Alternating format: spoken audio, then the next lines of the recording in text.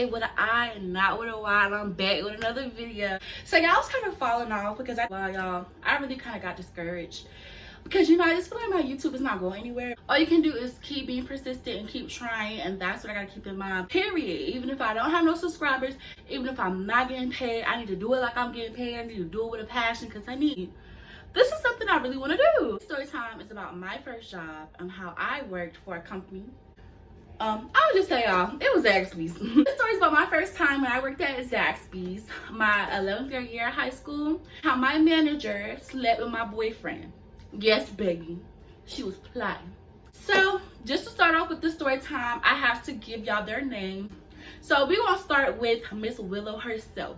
Y'all, she was the head BITCH in charge, okay? She gave me a run for my money.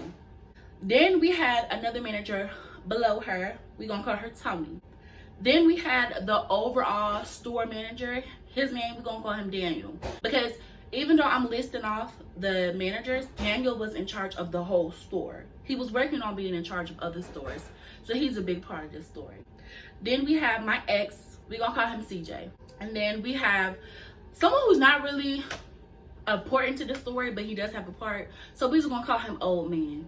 So I worked for Zaxby's back in 2015. That was my 11th grade year of high school. Yeah, 2015. Daniel became fond of me. I don't know, maybe it's just my personality, but I was upfront, blunt, and honest, and I really just needed a job. So he hired me, and then shortly after, I want to say maybe 2 weeks later, they started having open interviews, and that's how they did the hiring process. And I know personally, my boyfriend CJ needed a job. He was getting money the illegal way, okay? But that was not bringing in what he needed to bring in. It was not mathing. So he asked me to put him on, and why not? I'm already hired. I started doing good within them 2 weeks. So I asked Daniel for a big personal favor. He did interview CJ, and he was not going to be a candidate. He was not going to hire him. He was not even on his list because for one, CJ had came to the interview late. CJ was dressed in a jeans, matching jean jacket with the Jordans and the matching Jordan shirt. Y'all know that is not interview attire. Like, if you know, you know. I don't care if it's even fast food. You dress to impress, like. But I had to beg him, y'all. I begged him to hire CJ. And since Daniel did grow fond of me, he did it. He looked out and he hired CJ. So I already knew it was going to be some BS when CJ started working with me, just because I had only been at that Zaxby's for, like I said, 2, maybe going on 3 weeks. And I had Old Man. It was just Cook. He was back there. He was a fryer. His name, we're going to call him Old Man. Now, back then in high school, I did have a nice little shape. And I was known for the nickname Big Booty Judy. If you know me in real life, then you know. I'm caking, baby. But I just felt so inappropriate that I worked with the cooks were older than us, but the cashiers were around my age. And Old Man specifically himself, he grew a fonding of me. And it was to the point where he was too touchy, feely, looky that I was so uncomfortable. And it was to the point that I was so uncomfortable that I verbally expressed my concerns to my managers. And I don't know if they was just used to getting complaints about him and they just knew that that was the type of person he was. So they kind of overlooked it and just told me to like brush it off. But I was so bothered by it. I'm not gonna cap.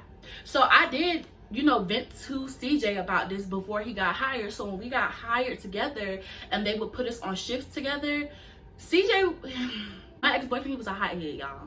So he really would express how he was feeling. Like he didn't hold back. He was very blunt.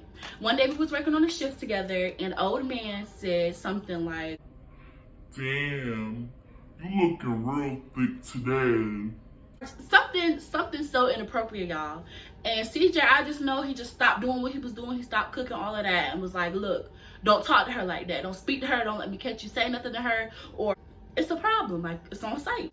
Of course, the managers heard this and they stepped in like, "No, we can't have this." Instead of them taking me off the shifts with Old Man, they split my shifts up from CJ, which it made no sense because we would go, CJ drove.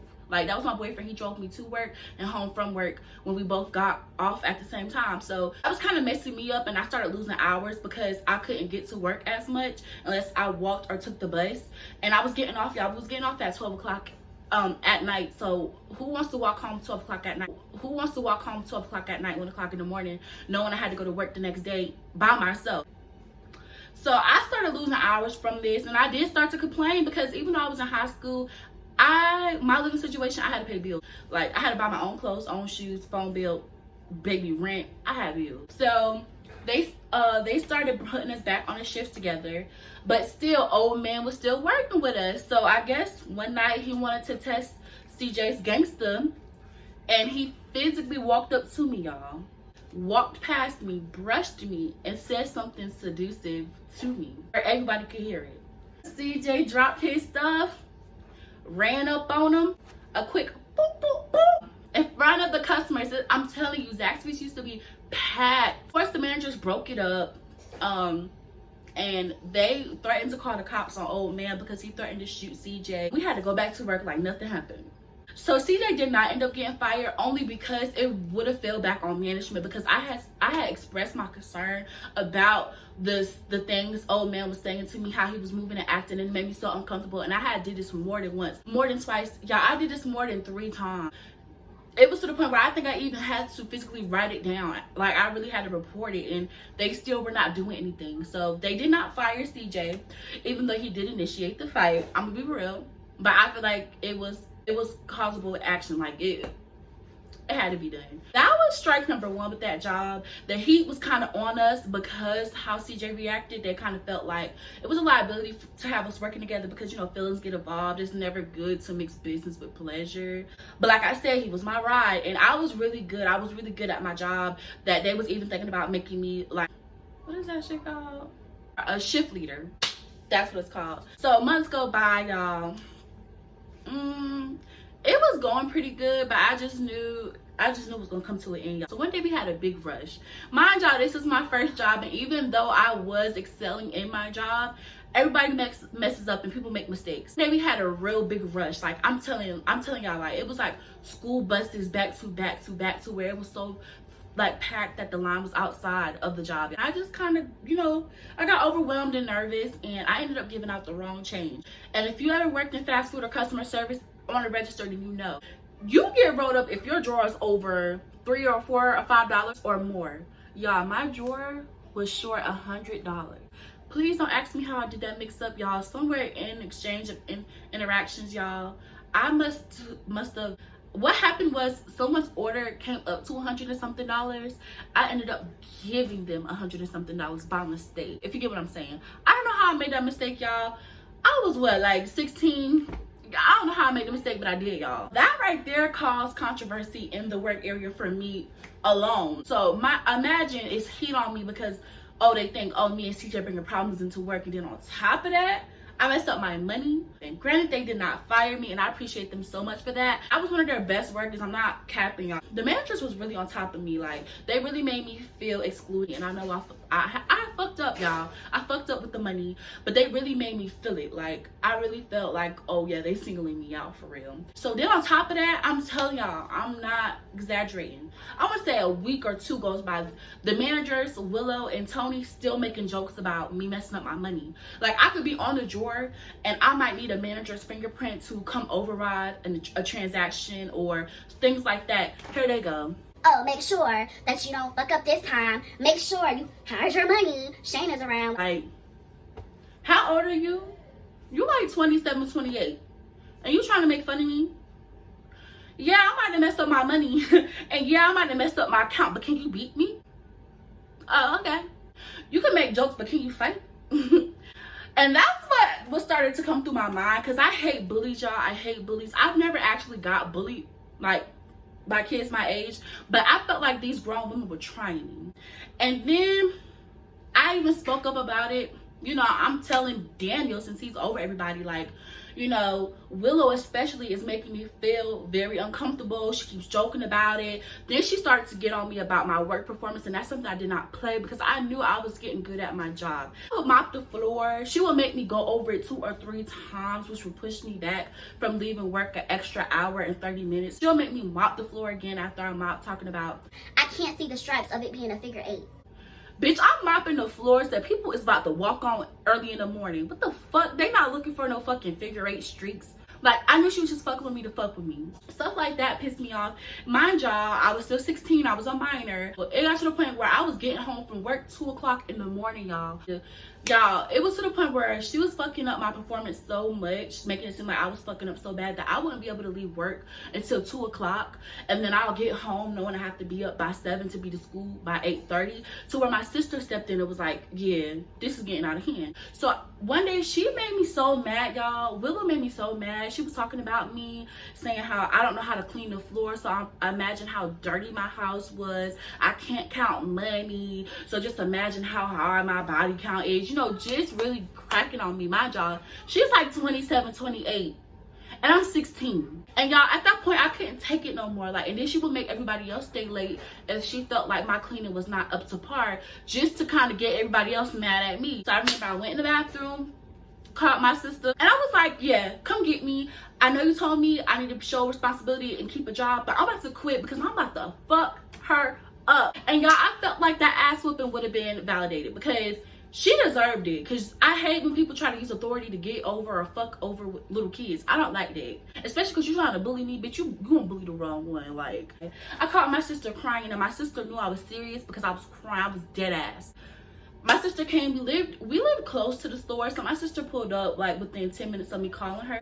She got out ready. She was on my side. She was ready to throw him. She was ready to throw him because she was like, you're a grown woman. And it's like, this is not the first time I'm complaining to management. I'm complaining at home. Like, she see the shit she pulling. Like, so that right there, when my sister pulled up trying to fight Willow, that made it even worse because Daniel had to come out and de-escalate the situation. And he just let my sister know that Willow would not be in charge of me anymore. It would be the other managers on my shift. So of course that caused even more tension, y'all. It caused even more tension between me, Willow, and Willow was friends with Tony and the other manager, Mila. Y'all, I didn't even mention Willow was dating Daniel. So that made it even more problems for me and CJ, because we just seemed like we was like the most hated in there. Like, I promise y'all, seemed like we brought the most problems, but it technically wasn't us. It was the people around us. So I felt like Willow really tried her best to get under my skin because I was no longer on her shifts. It wasn't much she can say or do to kind of piss me off, like, besides mess with my hours. But then after that, Daniel became in charge of making the schedules, and he just wanted to just keep to his word, and he told my sister everything was going to be fair play from out. So, you know, I kept my good days. So it was nothing much Willow could really do to get under my skin until she suggested to Daniel that me and CJ should no longer work together at all. That could fall back on the company. Someone could really report them, and that's showing favoritism, because there was other couples that worked together and everybody knew that me and CJ specifically dated. So she tried to use that as her advantage to, you know, to try to get us to not work with each other no more. And I told y'all they tried that before, but it didn't work. We was one of their best workers, so why not schedule us together? Anyway, she tried to use that to her advantage, and when CJ was no longer working with me, y'all, every day he came home with a story to tell me. And when I say came home, I know y'all like, but you were 16, what you mean? We did not live together, but then at one point in time, I did leave home to just go stay with CJ and his family. I was already helping him out here and there with money anyway, so why not? There was a point in time where I really did start staying with him. Like, it went from me staying on weekends to every other week. Like every other week, to where I started having my clothes and stuff there, and we just went to work together. CJ would come home and it was always a story about what Whitney said to him, her looking at him all seductive and seductive. She was really trying to really flirt with him, and I've seen it too. Like, I would work on shifts and she'll talk about him, and I'll hear her, and you know when someone's trying to be loud to get your attention, I would hear her say little slick stuff like, oh yeah, CJ, oh, he looks so good in that tight shirt, or he don't know what he doing if I was his, or I show him a few things around the block. It was really inappropriate. But of course, I'm not trying to cause any more beef than what it was, because we 16, 17 years old, baby, you a whole girl. Okay, grandma. But but it really started to bother me, because not only was Willow doing it, so was Tony. Now Tony, she was closer to her age. Tony, I didn't really work on her shifts like that. She started working on my shifts when I stopped working with Willow. Tony, let me tell you about this hoe. She was closer to our age because at that time she had to be like 24 and she was going to a local college in our area. And she wanted everybody to know she was in college and how she get around. She don't count her body count, how she just like to have a good time. She was one of them, a pick-me. So when she came across CJ, I don't know if she knew he was my boyfriend. Like I said, everybody knew because of the events that had happened, but I don't know if she was trying to be funny or she just genuinely did not know he was my boyfriend. So she caught herself coming to me one day on my shift telling me how good CJ looked and what she would do to him, how she would tear him up, and she gonna shoot her shot. Y'all, mind y'all, I'm looking at her with a straight face and I'm trying not to get out of character because I was not one of them jealous girls, but don't play with me. Don't be disrespectful. And I'm really looking at her like, should I hit her now or later? Now or later? Because she had to know. We come in together, we leave together, we took breaks together. She had to know he was my boyfriend. And I really had to keep an eye on her because I knew she would really risk it all for a good night. She really would. She really would. I really just started not liking her, and the fact that I knew her and Willow was like bestie because she would call her on her breaks, or she'll call her when she's just walking around the store, that shit. Nobody cares. Specifically, I knew they was trying to get under my skin because one day CJ had to work and they called me in to cover someone's shift. I was not originally scheduled to work, so we came into work at the same time. We had just left school, and I think I don't know where my uniform was. I had to wait. We drove to work and I had to wait for CJ's parents to bring my uniform. But while I'm waiting, I'm just waiting to clock in. I think I had on one of CJ's just Hollister shirts or American Eagle, like American Eagle. I had on just a plain t-shirt waiting for my uniform to get here. And I see Willow and Tony in the back, you know, on the grill making, you know, fries and toast. And it's not that far because I'm sitting right in the front by the counter. So they was talking loud enough for me to hear. I hear Willow say, "Oh my God, who still wears that shit?" And then I hear Tony laugh and say, "Yeah, that shit is so outdated, but bitches think they flexing." What? I have on a plain t-shirt, jeans, and some fucking sneakers. I'm not trying to flex on nobody, bitch. And for two, I wouldn't come to Zaxby's to fucking flex. If I'm not working, bitch, you're not gonna catch me in there. Like, who thinks like that? I'm telling you. I don't get bitches.